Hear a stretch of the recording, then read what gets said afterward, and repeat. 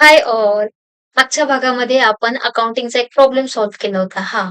Traditional अप्रोचने म्हणजेच अकाउंटिंगचे 3 golden rules nominal, real, personal हे वापरून ट्रान्झॅक्शन कसं पास होतं, जर्नल एंट्री कशी फॉर्म होती हे मी तुम्हाला समजून सांगितलं होतं. हे सर्व आपण 11वीच्या कॉमर्सच्या महाराष्ट्र बोर्डच्या टेक्स्ट बुक मधून बघतोय. आता आपण याच्या पुढे त्याचा नेक्स्ट प्रॉब्लेम बघणार आहोत. आज आपण बघणार आहोत classification of accounts in modern approach.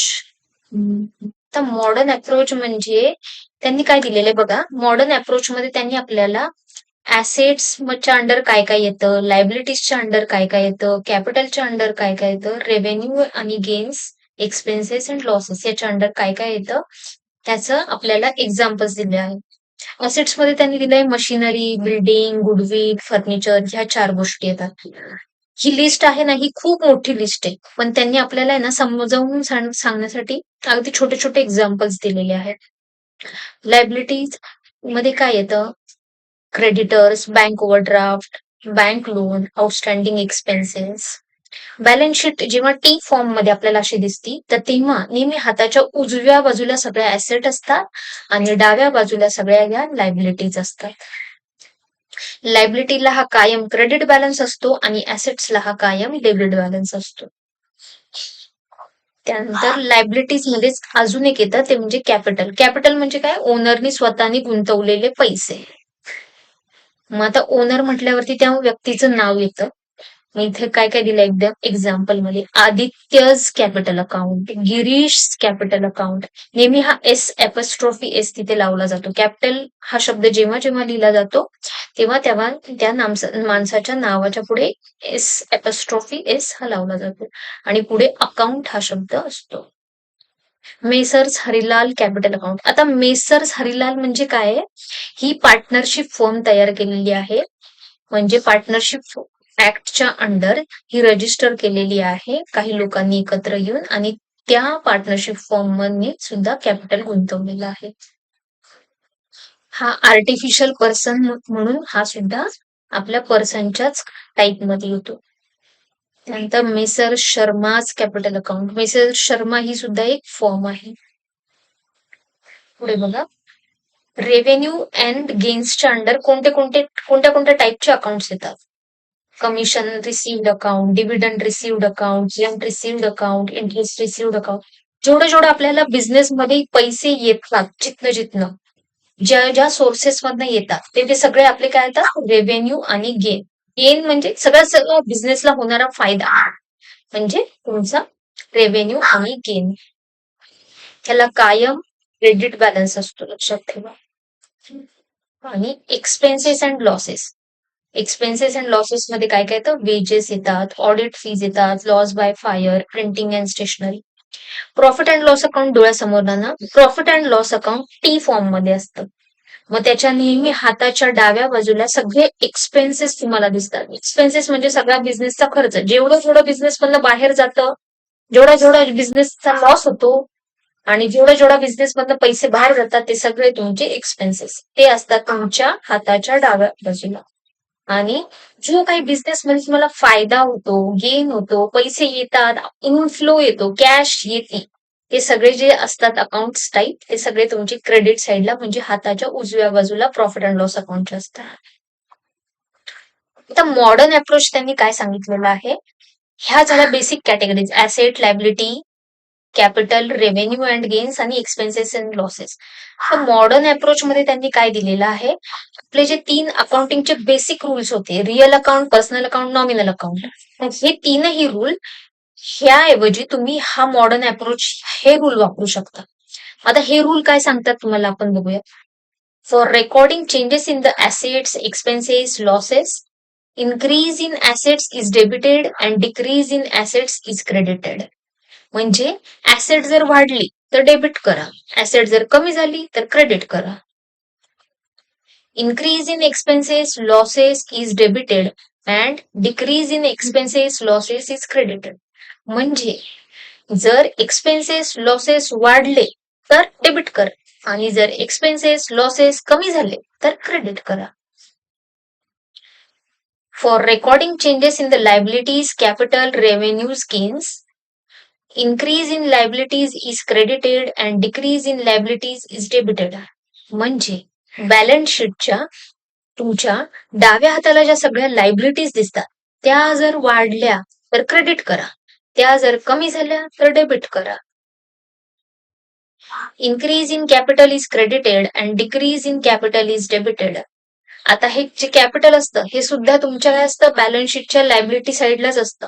जेव्हा जेव्हा हे कॅपिटल वाढेल तेव्हा क्रेडिट करा, जेव्हा जेव्हा हे कॅपिटल कमी होईल तेव्हा तेव्हा डेबिट करा. अगदी लायबिलिटी सारखाच हा रूल आहे. लायबिलिटी आणि कॅपिटलचा सेम रूल आहे. जेव्हा जेव्हा वाढेल तेव्हा तेव्हा क्रेडिट करा, जेव्हा जेव्हा कमी होईल तेव्हा तेव्हा डेबिट करा. Increase in revenues gains is credited and decrease in revenue gains is debited. म्हणजे काय, जेव्हा जेव्हा रेव्हेन्यू गेन हा वाढेल तेव्हा तेव्हा क्रेडिट करा. प्रॉफिट अँड लॉस अकाउंटच्या क्रेडिट साईडला इथे दिसतं तुम्हाला उजव्या हाताला. तर तो जेव्हा जेव्हा वाढेल, वाढ होईल त्याच्यामध्ये तेव्हा तेव्हा क्रेडिट करा आणि जेव्हा जेव्हा तो कमी होईल तेव्हा तेव्हा त्याला डेबिट करा.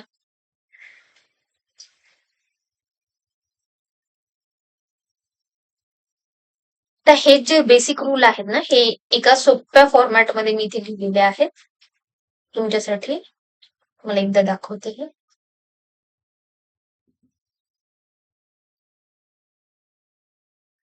तुमच्यासाठी हे जे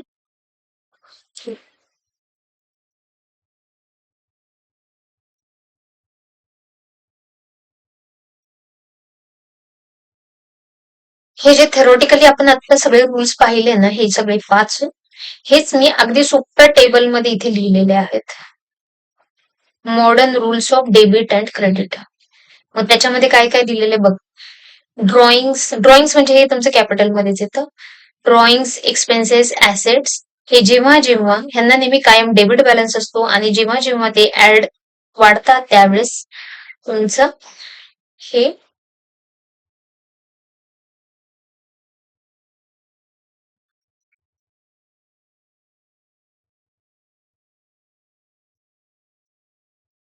हे जे 5 रूल आहेत हे अगदी सोप्या टेबलच्या फॉर्मॅटमध्ये मी इथे लिहिलेले आहेत. तुम्ही तसंही लक्षात ठेवू शकता किंवा असंही लक्षात ठेवू शकता. हे जे होते modern rules of debit and credit. तर त्यांनी काय काय दिलं होतं आपल्याला. ड्रॉइंग्स म्हणजे तुमचं कॅपिटल मध्येच येतं. ड्रॉइंग्स, एक्सपेन्सेस आणि ऍसेट ह्यांना कायम डेबिट बॅलन्स असतो आणि जेव्हा जेव्हा ते वाढतात तेव्हा तेव्हा तिथे डेबिट येतं आणि जेव्हा जेव्हा ते कमी होतात त्यावेळेस क्रेडिट येतं. आणि लायबिलिटी, इक्विटी म्हणजे कॅपिटल, लायबिलिटी, इक्विटी आणि रेव्हेन्यू हे जेव्हा यांना कायम क्रेडिट बॅलन्स असतात आणि जेव्हा जेव्हा ते वाढतात त्यावेळेस त्याला क्रेडिट होतं आणि जेव्हा जेव्हा ते कमी होतात त्यावेळेस त्याला डेबिट होतं. तुम्हाला हवं तर याचा स्क्रीनशॉट काढा किंवा इथे व्हिडिओ पॉज करून हा पुन्हा चार्ट लिहून काढू शकता तुम्ही. अगदी सोप्या याच्यामध्ये हे सगळं लिहिलंय. इक्विटी म्हणजे तुमचं कॅपिटल येतं आणि हे ड्रॉइंग हे ऍडिशनल इथे लिहिलेलं आहे. तर या बेसिसवरती हे जे रूल्स आहेत ना, हे रूल्स वापरून आपण एक अकाउंटिंगचा प्रॉब्लेम सॉल्व्ह करूयात. बघा इथे पुढच्या पानावरती त्यांनी दिलेलं आहे. Analysis of transaction by applying rules of debit and credit under modern approach. आता हे वरचे जे होते पेज नंबर 28 वरती हे ते रूल दिले होते तुम्हाला. याच बेसिसवरती पेज नंबर नेक्स्ट पेजवर 29 वरती हा प्रॉब्लेम दिलेला आहे. आता तुम्हाला समजून सांगते बघा. आपली ट्रान्झॅक्शन मध्ये संजय कमेन्स्ड बिझनेस विथ कॅश ₹70,000 म्हणजे 70,000 रुपये कॅश ही त्यांनी बिझनेस मध्ये आणली, इंट्रोड्यूस केली. आता यामध्ये 2 गोष्टी काय झालेल्या आहेत. कॅश ही बिझनेस मध्ये आलेली आहे आणि कोणी आणलेली आहे तर प्रोप्रायटरनी, ओनरनी आणलेली आहे. मग इथे दिलेलं आहे 2 आस्पेक्ट्स मध्ये काय काय आलं. कॅश कम्स इन बिझनेस आणि प्रोप्रायटर्स गिव्हर ऑफ द कॅपिटल. म्हणजे काय झालं तर तुमच्यामध्ये ह्यामध्ये कोणते 2 अकाउंट आले. एक आलं कॅशचं अकाउंट, दुसरं आलं कॅपिटलचं अकाउंट. कॅश ही काय आपली ऍसेट आहे. मग आपल्याला रूलनी काय सांगितलेलं होतं, जेव्हा जेव्हा ऍसेट ही वाढेल तर त्यावेळेस ऍसेटला डेबिट द्या आणि ज्या वेळेस तुमचं लायबिलिटी, कॅपिटल हे लायबिलिटीच्या अंडर येतात. ज्या वेळेस तुमचं कॅपिटल वाढेल त्यावेळेस त्याला क्रेडिट द्या. मग इन्क्रीज इन ऍसेट म्हणून कॅशला आपण इथे डेबिट दिलेला आहे आणि इन्क्रीज इन कॅपिटल म्हणून कॅपिटलला आपण क्रेडिट दिलेला आहे. हा जो चार्ट होता हा चार्ट तुम्ही जर का डोळ्याच्या समोर आणला, लिहिला, इक्विटी म्हणजे आपलं कॅपिटल असतं, मग त्याला क्रेडिट दिलं आहे कारण काही इन्क्रीज झालं. आणि ऍसेट्स, कॅश ही आपली ऍसेट होती आणि ती वाढली म्हणून आपण त्याला डेबिट दिलं होतं या रूल प्रमाणे. तुम्ही ते वरचे जे 5 रूल थेरॉटिकली असे दिलेले होते ते सुद्धा वाचून सुद्धा हे प्रॉब्लेम सॉल्व्ह करू शकता किंवा हा चार्ट बघून सुद्धा तुम्ही करू शकता. नेक्स्ट बघू. Rent paid in cash ₹5,000 to Amol. आता 5,000 रुपये रेंट हे अमोलला पेड केलेलं आहे.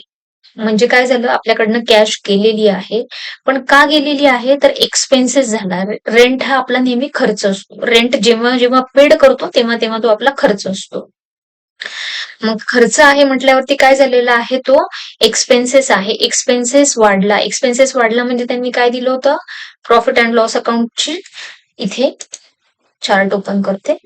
एक्सपेन्सेस वाढला. एक्सपेन्सेस वाढला म्हणजे त्याला काय झालं, डेबिट आलं. आणि कसा वाढला, एक्सपेन्सेस कसा झाला आपला, कॅश मधून झाला. म्हणजे आपण कॅश दिली. कॅश काय होती, आपली ऍसेट होती. ऍसेट गेली, ऍसेट कमी झाली म्हणजे त्याला काय जाणार, क्रेडिट जाणार. हेच त्यांनी आपल्याला इथे एक्सप्लेन केलेलं आहे पुन्हा एकदा, की rent is an expenses, cash goes out. मग रेंट अकाउंट आणि कॅश अकाउंट हे दोन येणार. रेंट हा आपला एक्सपेन्सेस आहे, तो वाढला म्हणून आपण त्याला डेबिट दिलेला आहे. आणि कॅश ही ऍसेट होती आणि ऍसेट ही आपली कमी झाली. का कमी झाली तर आपण दिली, त्याला दिली, आपल्या बिझनेस मधनं गेली, कॅश कमी झाली म्हणून कॅशला आपण क्रेडिट केलेलं आहे. नेक्स्ट बघा. Withdrew cash from a bank ₹10,000 for office use. म्हणजे काय केलं तर बँकेमध्ये आपलं अकाउंट होतं, त्यातनं काय केलं, एक काही बॅलन्स होता त्याच्यामध्ये, त्यातनं काय केलं, 10,000 रुपये विड्रॉ केले. कशासाठी विड्रॉ केले तर ऑफिस यूज साठी. ऑफिसचा काही खर्च करायचा होता म्हणून त्याच्यासाठी कॅश ही बँकेतनं आणली.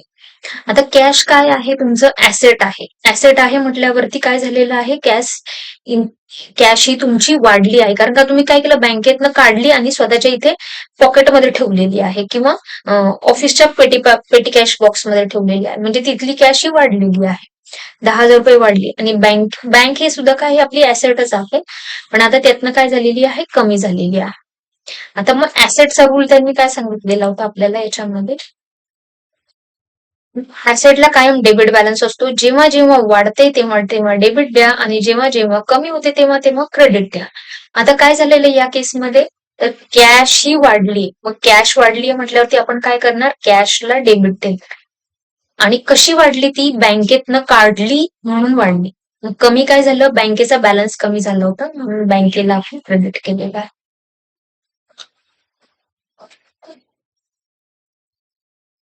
Paid wife's mobile bill ₹4,200. आता वाईफचं बिल, मोबाईलचं रिचार्ज केलेला आहे 4,200चा. तर वाईफचा मोबाईलचा रिचार्ज हा काही ऑफिस एक्सपेन्सेस नाही, बिझनेस एक्सपेन्सेस नाही, हा आहे पर्सनल एक्सपेन्सेस. मग पर्सनल एक्सपेन्सेस म्हणल्यावरती काय झालं, हे ड्रॉइंग्स. ड्रॉइंग झाले म्हणजे काय झालेलं आहे, आणि कसं झालेलं आहे ड्रॉइंग्स, तर कॅश कॅश पेड केली, कॅश आपल्याकडनं बाहेर गेली आणि स्वतःसाठी खर्च केला. आता इथे काय सांगितलेलं आहे, बेसिक रूल्स मध्ये दोन अकाउंट आले. एक आलं ड्रॉइंग, दुसरं आलं तुमचं कॅश. ड्रॉइंग्स हे जेव्हा जेव्हा वाढतं तेव्हा तेव्हा त्याला डेबिट द्या. आणि दुसरं काय होतं, कॅश होती.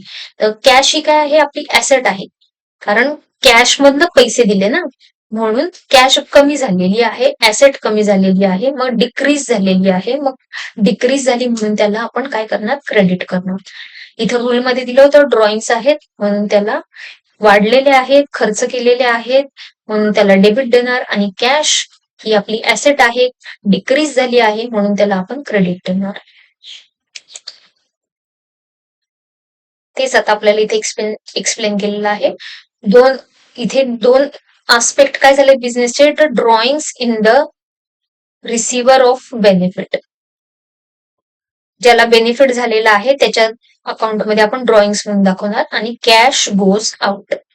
दोन अकाउंट कोणते कोणते आले, एक आलं ड्रॉइंग अकाउंट, दुसरं आलं कॅश अकाउंट. ड्रॉइंग हे कॅपिटल मधनच आपण खालती जाऊन लेस करतो. फॉर्मॅट आपण तुम्ही बॅलन्स शीटचा जेव्हा बघताल, आपण पुढच्या भागामध्ये बघू तो बॅलन्स शीटचा फॉर्मॅट, त्याच्यामध्ये तुम्हाला दिसेल वरती कॅपिटल असताना कॅपिटल मधनच ड्रॉइंग्स म्हणजे पर्सनल काही खर्च केला असतील तर ते वजा जाऊन नेट कॅपिटलची अमाऊंट बाहेर आउटर कॉलमला तुम्हाला दिसते. कॅश ही आहे तुमचं ऍसेट. मग काय झालेलं आहे, डिक्रीज इन कॅपिटल, कॅपिटल हे कमी झालेलं आहे म्हणून काय झालं, आपण ड्रॉइंग्सला डेबिट केलेलं आहे. आणि डिक्रीज इन ऍसेट झालेली आहे, डिक्रीज इन ऍसेट म्हणून कॅशला आपण क्रेडिट केलेलं आहे.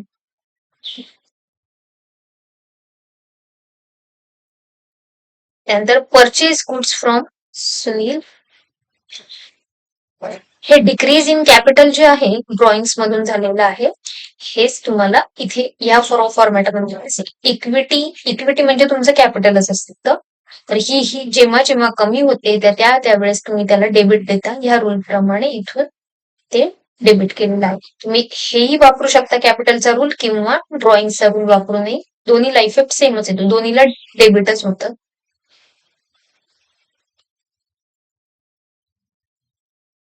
Received commission ₹4,500. Purchase goods from Sunil ₹13,000. 13,000चे गुड्स आपण सुनीलकडनं आणलेले आहेत. आता या केसमध्ये काय झालेलं आहे की 13,000चे गुड्स तर आणले आहेत, पण कॅश ही आता इमिजिएटली पे केलेली नाही, बँकेतनं सुद्धा चेक दिलेला नाही. आपण इन फ्युचर त्याला पैसे देणार आहे. मग त्याच्यामध्ये ट्रान्झॅक्शन मध्ये दोन इफेक्ट काय झालेले आहेत, एक तर परचेस झालेला आहे. परचेस हा काय आहे, आपला एक्सपेन्सेस आहे बिझनेसचा. आणि कसा झालेला आहे, तर सुनीलकडनं क्रेडिट बेसिस वरती घेतलेला आहे आपण. सुनीलला इन फ्युचर आपण देणार. हे दोन आस्पेक्ट इथे दिले. Purchase in an expense, purchase is an expense आणि सुनील इज गिव्हर. म्हणून काय आलेले दोन आहेत, तर अकाउंट परचेसेस अकाउंट आलाय आणि सुनीलचं अकाउंट आलेलं आहे. आणि नंतर काय आलंय, एक्सपेन्सेसचं अकाउंट आलंय आणि लायबिलिटीचं. परचेस अकाउंट हे तुमच्या एक्सपेन्सेसच्या अंडर येतं आणि सुनील अकाउंट आपण त्याला फ्युचरमध्ये पैसे देणार आहे म्हणून तो आपली लायबिलिटी असतो. आता या केसमध्ये काय झालेलं आहे, एक्सपेन्सेस इन्क्रीज झालेले आहेत. इन्क्रीज झाले म्हणजे काय केलं, आपण त्याला डेबिट देणार आहे. आणि लायबिलिटी ही सुद्धा इन्क्रीज झालेली आहे म्हणून आपण त्याला क्रेडिट देणार आहे. तुम्हाला एकदा चार्ट दाखवते म्हणजे लक्षात येईल. एक्सपेन्सेस आपले इन्क्रीज झाले आहेत म्हणून ते आपण डेबिट केलं आहे आणि लायबिलिटी ही आपली सुद्धा इन्क्रीज झाली आहे म्हणून त्याला आपण क्रेडिट केलेलं आहे. इथे बघा इन्क्रीज लिहिलेलं आहे म्हणून इथेही डेबिट आहे, इथेही डेबिट क्रेडिट आहे, ते क्रेडिट आहे. रिसिव्ड कमिशन ₹4,500 म्हणजे काय झालं, मिळालंय, गेन झालाय बिझनेसचा, इन्कम झालंय आपल्या बिझनेसला.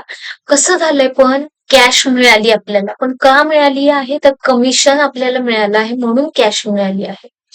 मग याच्यामध्ये काय झाले, दोन अकाउंट इन्व्हॉल्व्ह झाले. एक झालं कमिशन अकाउंट, दुसरं झालं कॅश अकाउंट. कॅश ही काय आहे, आपली बिझनेसची ऍसेट आहे आणि कमिशन काय आहे, आपला रेव्हेन्यू आहे किंवा गेन आहे बिझनेसचा.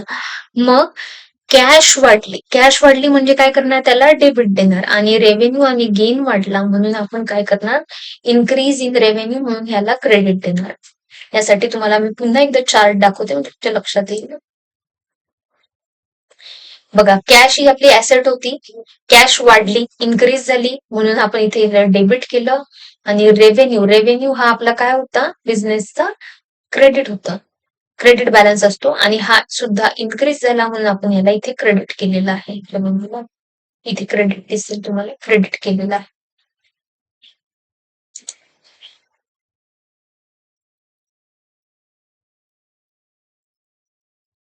तर असाच तिसरा एक प्रॉब्लेम दिलेला आहे. Fill the following table analysis of the transaction by applying the rules of debit and credit under modern approach. Modern approach म्हणजे आपण जे आता मगाशी जो चार्ट फॉर्म मध्ये रूल्स पाहिले तेच.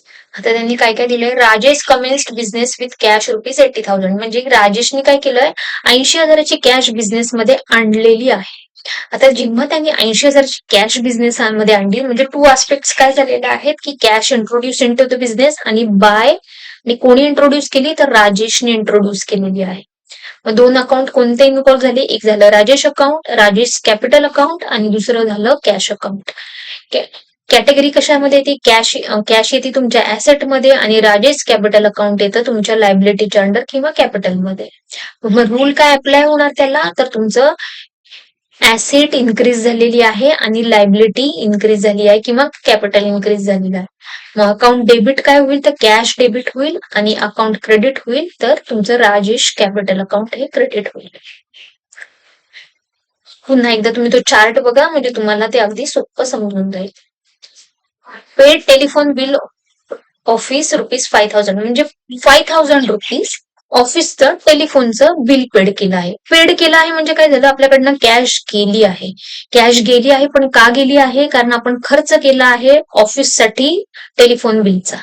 म्हणजे टू आस्पेक्ट्स काय काय झाले याच्यामध्ये, तर एक टेलिफोन एक्सपेन्सेस पेड आणि दुसरं आहे cash, in cash paid. Accounts involve कोणते कोणते झाले यामध्ये, तर टेलिफोन एक्सपेन्सेस आणि दुसरं कॅश. कॅटेगरीज काय आल्या, ऍसेट, कॅश आहे आपली ऍसेट, आणि दुसरं आहे टेलिफोन एक्सपेन्सेस आहे आपला एक्सपेन्सेस, बिझनेसचा एक्सपेन्सेस. रूल अप्लाय काय होणार, इन्क्रीज इन एक्सपेन्सेस म्हणून काय करणार आपण, त्याला डेबिट देणार, टेलिफोन एक्सपेन्सेसला डेबिट देणार. आणि सेकंड कॅश गेली, कॅश आपली ऍसेट असते, कॅश कमी झाली, डिक्रीज इन ऍसेट म्हणून आपण कॅशला क्रेडिट देणार. जर्नल एंट्री पुन्हा एकदा सांगते, टेलिफोन एक्सपेन्सेस अकाउंट डेबिट ₹5,000 आणि credit cash account 5,000. Next, goods purchased for ₹8,000 म्हणजे काय झालं, 8,000चे गुड्स कॅश मध्ये घेतलेले आहेत. टू आस्पेक्ट काय काय झालेलं आहे यामध्ये, तर परचेस झालेला आहे बिझनेस परचेस, आणि दुसरा कसा झाला आहे तर कॅश मधून झालेला आहे. अकाउंट्स इन्व्हॉल्व कोणते कोणते झाले यामध्ये, परचेसेस अकाउंट आणि कॅश अकाउंट. कॅटेगरीज काय आहेत, परचेसेस हा आपला एक्सपेन्सेस आहे, जसा वरती टेलिफोन बिल होता सेम तसाच तुमचा गुड्स परचेस हा सुद्धा एक्सपेन्सेस आहे, आणि दुसरा आहे कॅश आहे. रूल अप्लाय काय होणार, तर एक्सपेन्सेस हे वाढले म्हणून त्यांना डेबिट येणार, मग परचेसेस अकाउंट डेबिट येईल, आणि कॅश ही आपली ऍसेट असते, ऍसेट कमी झाली म्हणून कॅशला क्रेडिट केलं. Journal entry, purchases account debit ₹8,000 आणि credit cash ₹8,000. Sold goods to Manoj worth ₹6,000 म्हणजे 6,000चे गुड्स मनोजला विकलेत. आता मनोजला विकलेत, हे काय केलेत आपण, कॅश मध्ये विकलेलं, इथे काही दिलं नाही आपल्याला. सोल्ड गुड्स टू मनोज म्हटलेले, वर्थ ₹6,000, इन कॅश म्हटलेलं नाही. म्हटल्यावरती आपण अज्युम करू की हे ट्रान्झॅक्शन झालेलं आहे ना, हे क्रेडिट बेसिस वरती झालेलं आहे.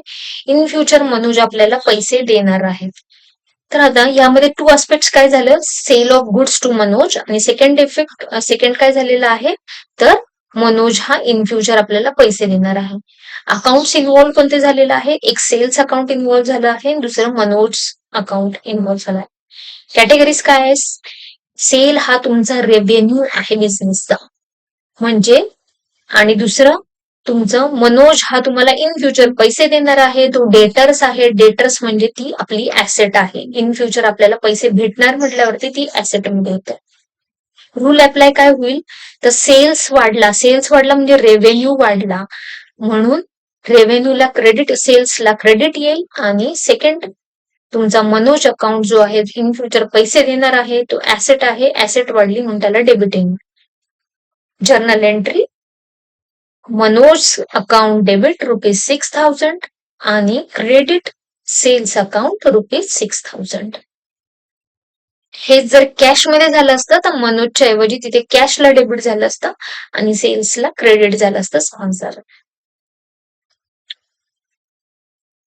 Purchased machinery from Suresh on credit ₹15,000 म्हणजे काय केलं, सुरेश कडनं ऑन क्रेडिट म्हणजे आपण उधारीवरती मशिनरी घेतली आहे, म्हणजे आता आपण त्याला पैसे देणार नाही, चेकही देणार नाही, इन फ्युचर आपण त्याला ते पैसे 15,000 जे काही मशिनरीचे आहेत ते देणार आहोत. आता यामध्ये काय झालं, टू आस्पेक्ट्स काय काय झालं, परचेस ऑफ मशिनरी, ऍसेट आपण परचेस केली, मशिनरी काही आपण रोज रोज परचेस नाही करत, एकदा घेतली की 5, 10, 15, 50 वर्ष वापरतो ती मशिनरी. तर मशिनरी एक झालं परचेस ऑफ मशिनरी, आणि दुसरं काय झालं आहे तर सुरेश कडनं घेतलेली आहे आपण. सुरेश कडनं कशी घेतली आहे तर क्रेडिट बेसिस वरती घेतलेली आहे, मग सुरेश अकाउंट हे एक आपलं इन्व्हॉल्व झालं. मग अकाउंट कोणते कोणते झाले, मशिनरी अकाउंट आणि दुसरं सुरेश अकाउंट.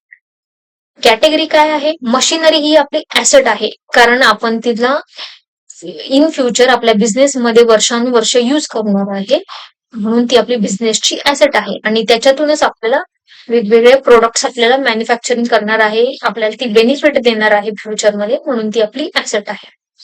मग ऍसेट आहे म्हणल्यावरती काय झालंय, इन्क्रीज झाली, परचेस केली म्हणजे आपल्याकडे आली, म्हणजे टोटल ओव्हरऑल आपल्या ज्या ऍसेट होत्या त्या इन्क्रीज झाल्या आहेत. आणि सेकंड इफेक्ट, आपल्याला सुरेशला इन फ्युचर पैसे द्यायचे आहेत म्हणजे आपला लायबिलिटी, आपले ऑब्लिगेशन्स वाढलेले आहेत म्हटल्यावरती आपल्याला आपल्या ओव्हरऑल लायबिलिटी या वाढलेल्या आहेत. मग रूल अप्लाय काय होणार, तर increase in asset, increase in liability म्हटल्यावरती मशिनरी अकाउंटला डेबिट येणार आणि तुमच्या सुरेशच्या अकाउंटला क्रेडिट येणार. आता जर्नल एंट्री रिपीट करते. Machinery account debit ₹15,000, Suresh account debit credit ₹15,000. Debit machinery, credit Suresh, 15,000. Receive rent ₹2,500. ₹2,500 हे रेंट म्हणून पे केलेले आहेत. दोन आस्पेक्ट झालेले आहेत. ऍक्च्युअली कॅश आपल्याकडनं गेली आहे. का गेली आहे, तर आपण रेंट हा ऑफिसचा एक्सपेन्सेस पे केलेला आहे. दोन अकाउंट कोणते इन्व्हॉल्व्ह होणार यामध्ये, तर एक रेंट अकाउंट, दुसरा आहे कॅश अकाउंट. कॅटेगरीज काय आहेत, एक्सपेन्सेस वाढलेला आहे, एक्सपेन्सेस वाढला म्हणजे काय सांगितलं आहे, त्याला डेबिट द्या. आणि दुसरं कॅश ही आपली ऍसेट आहे, ती कमी झाली आहे कारण आपण आउटफ्लो केला आहे, कोणातरी कॅश दिली आहे म्हणून आपली कॅश ही बिझनेस मधनं कमी झालेली आहे म्हणून त्याला क्रेडिट द्या. जर्नल एंट्री सांगतात रेंट अकाउंट डेबिट ₹2,500 आणि क्रेडिट कॅश अकाउंट ₹2,500. पुढच्या भागामध्ये हेच इलिस्ट्रेशन आपण सोप्या पद्धतीने असेच समजून घेऊया, जेणेकरून तुमचं 11वीचं कॉमर्सचं ट्रान्झॅक्शन हे पक्के होतील, किंवा इन फ्युचर तुम्हाला कुठे इंटरव्ह्यूला गेला तर तुम्हाला हे जर का जर्नल एंट्री विचारल्यास तर तुम्हाला या बेसिक कन्सेप्ट सुद्धा क्लिअर होतील. व्हिडिओ आवडल्यास लाईक करा, फ्रेंड्स बरोबर नक्की शेअर करा. ज्ञान हे दिल्याने वाढतं. आणि तुम्हाला कमेंटमध्ये कुठला नवीन टॉपिक हवा असेल तर मला नक्की सांगा. नेक्स्ट व्हिडिओ मी त्याच्यावरती बनवेल. थँक्यू.